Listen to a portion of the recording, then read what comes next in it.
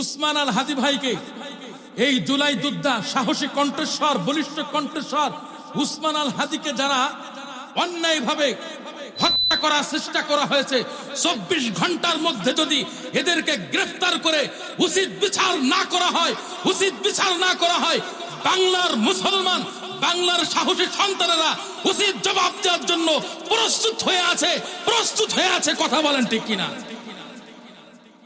আজকে বড় দুঃখ লাগে, কষ্ট লাগে, বাংলাদেশে যারাই সত্য কথা বলে, যারাই অন্যায়ের বিরুদ্ধে কথা বলে, যাদের কণ্ঠ অন্যায়ের বিরুদ্ধে বলিষ্ঠ কণ্ঠস্বর, তাদের কণ্ঠকে চেপে রাখার জন্য, তাদের কণ্ঠকে বন্ধ করার জন্য, তাদের শক্তিকে রুদ্ধ করার জন্য বিভিন্ন দিক থেকে পাইতারা করে। কথা বলেন ঠিক কিনা?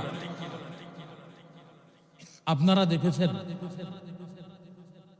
আজকে জুমার সময়, আজকে জুমার দিনে, জুমার নামাজের পরে বাংলাদেশে অনাকাঙ্ক্ষিত ঘটনা ঘটেছে। জুলাই যোদ্ধা একজন সাহসী সন্তান, বাংলার সাহসী সন্তান উসমান আল হাদি নামে একজন সাহসী সন্তান, দেশপ্রেমিক সন্তান, বলিষ্ঠ কণ্ঠস্বর, অপশক্তির বিরুদ্ধে বলিষ্ঠ কণ্ঠস্বর, অন্যায় অত্যাচারের বিরুদ্ধে, জুলুমবাজদের বিরুদ্ধে বলিষ্ঠ কণ্ঠস্বর এই উসমান আল হাদিকে জুম্মার নামাজের পর, জুমার নামাজ আদায়ের পর তাকে গুলি করা হয়েছে। ডক্টররা বলেছে এই থাকতেও পারে, নাও থাকতে পারে, আল্লাহর কুদরত যদি হয় তাহলে বেঁচে থাকবে, নতুবা হারিয়ে ফেলবে। উসমান আল হাদি ভাইকে এই জুলাই যোদ্ধা, সাহসী কণ্ঠস্বর, বলিষ্ঠ কণ্ঠস্বর উসমান আল হাদিকে যারা অন্যায়ভাবে হত্যা করার চেষ্টা করা হয়েছে, 24 ঘন্টার মধ্যে যদি এদেরকে গ্রেফতার করে উচিত বিচার না করা হয়, বাংলার মুসলমান, বাংলার সাহসী সন্তানেরা উচিত জবাব দেওয়ার জন্য প্রস্তুত হয়ে আছে। কথা বলেন ঠিক কিনা? আজকে এই জুলাই যোদ্ধাদের কারণে বাংলাদেশ দ্বিতীয়বারের মতো স্বাধীন হয়েছে। কথা বলেন ঠিক কিনা?